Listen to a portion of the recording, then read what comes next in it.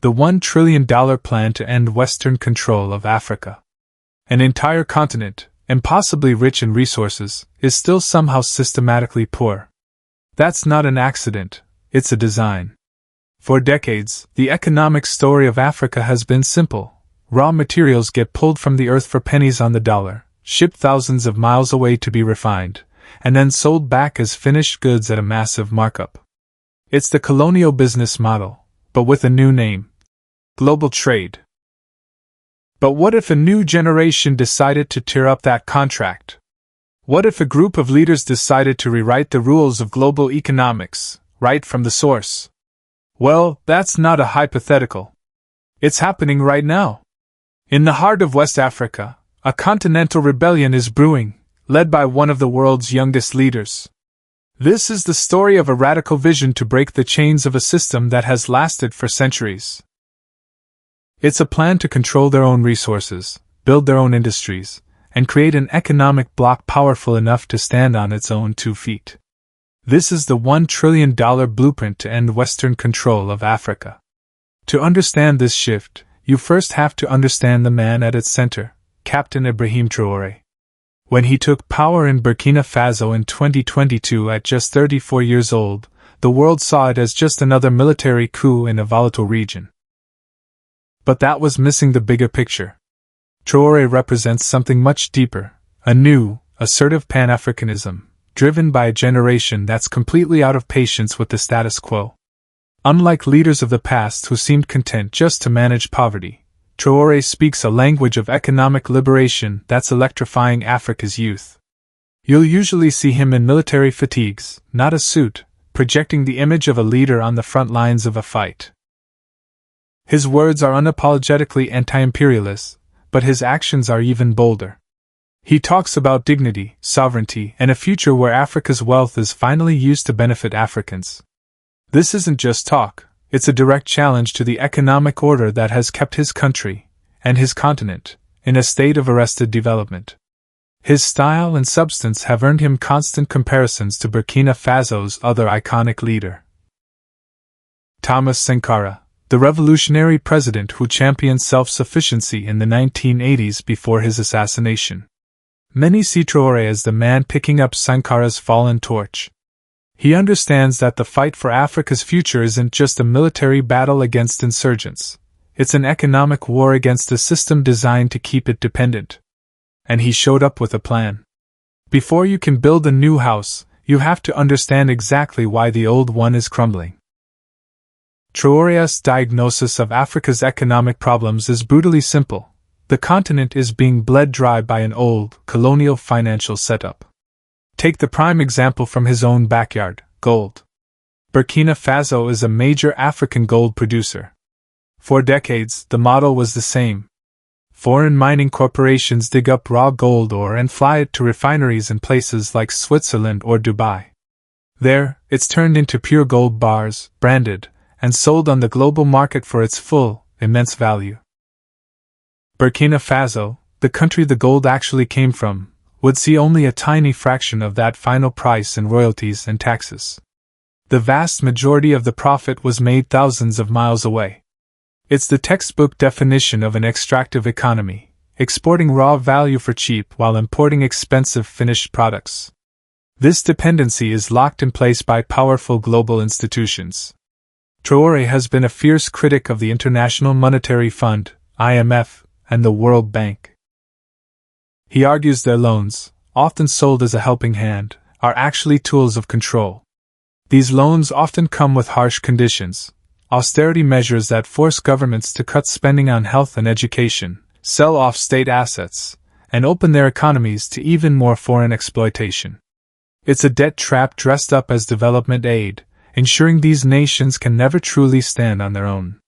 Traoré's message is that Africa has everything it needs to fund its own development. It just has to stop the bleeding. The first, most audacious step in the plan is to take back control of the engine room, the country's natural resources. This starts with a powerful declaration of resource sovereignty.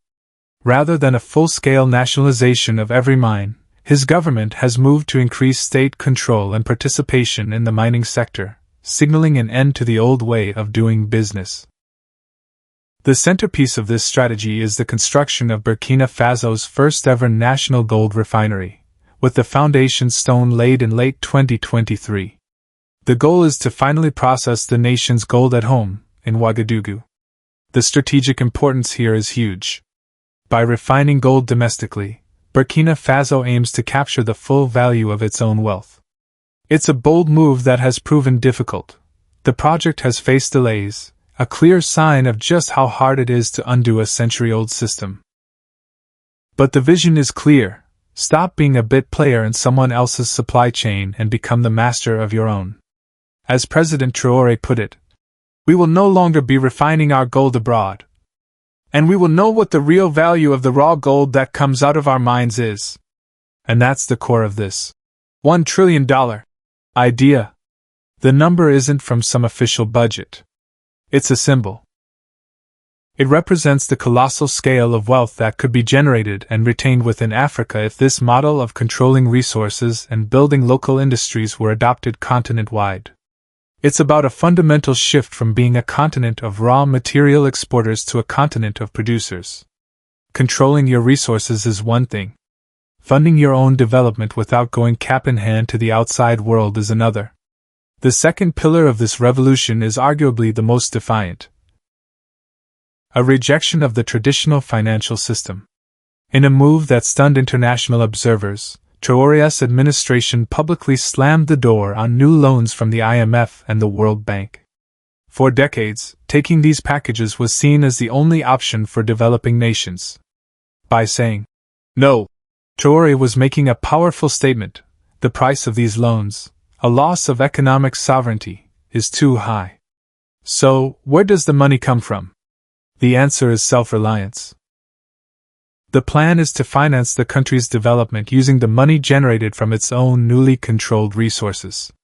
Profits from gold, taxes from a formalized mining sector, and earnings from new processing plants for things like tomatoes are all intended to be plowed back into building roads, schools, and hospitals. It's a closed-loop economic model where the nation's wealth is used to build the nation. Now, this is a high-wire act. Completely cutting ties with established financial institutions is incredibly complex, and it invites enormous international pressure.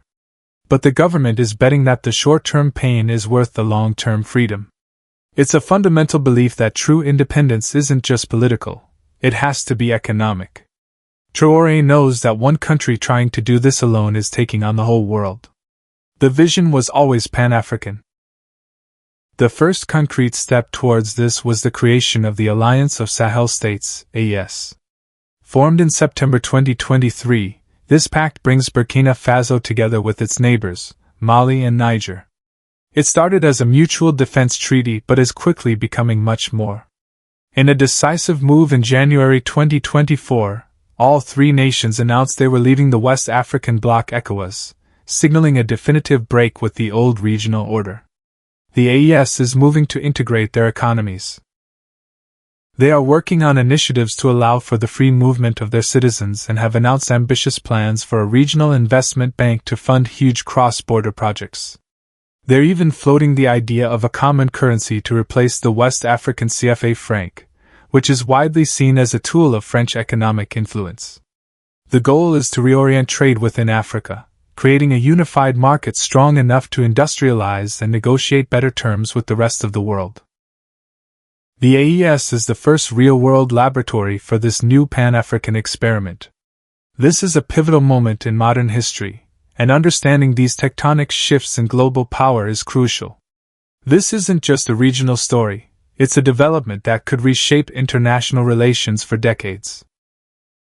If you want to stay informed on the geopolitical changes that are redefining our world, make sure you subscribe and hit the notification bell so you don't miss our deep dives into the stories that matter. Let's be real. A plan this big has a giant target on its back, and it's loaded with risk. First and foremost is the brutal reality of security. The Sahel is the global epicenter of a violent insurgency, and that conflict could easily sabotage any hope of economic progress. Without security, no development model can survive. Then there's the challenge of governance. State-led industrial projects have a very checkered history, often undone by corruption and mismanagement. For this plan to work where others have failed, the AES nations will need to build robust and transparent institutions capable of managing these massive national enterprises. Finally, there's the inevitable international blowback. Nations and corporations that have profited from the old system aren't just going to stand by and applaud. Rejecting the IMF and shifting control over resources can lead to diplomatic isolation and economic pressure. The government in Ouagadougou claims to have already foiled coup plots against it, a sign of the intense pressure it's under. The success of this grand plan hinges on navigating these three battlegrounds: security, governance, and international resistance. So, what are we actually watching unfold in West Africa? Is it a genuine revolution, or is it a beautiful idea that's about to crash into a wall of reality? The core components of the plan: reclaiming resource sovereignty, building local industry, rejecting conditional loans, and forging regional alliances, are the pillars of a new Pan-African dream for the 21st century. Captain Ibrahim Traoré has become a powerful symbol of defiance for millions of young Africans tired of watching their continent's wealth get shipped overseas. The plans for the gold refinery, the focus on self-sufficiency, and the creation of the Alliance of Sahel states are tangible steps toward a different future. The risks are immense, and the path ahead is uncertain. But for the first time in a long time, the narrative is changing. The world is watching this corner of West Africa, an unlikely laboratory for a new kind of independence. And whatever the outcome, one thing is clear: the future of Africa is being debated, designed, and fought for by Africans themselves. And that, in itself, is a revolution.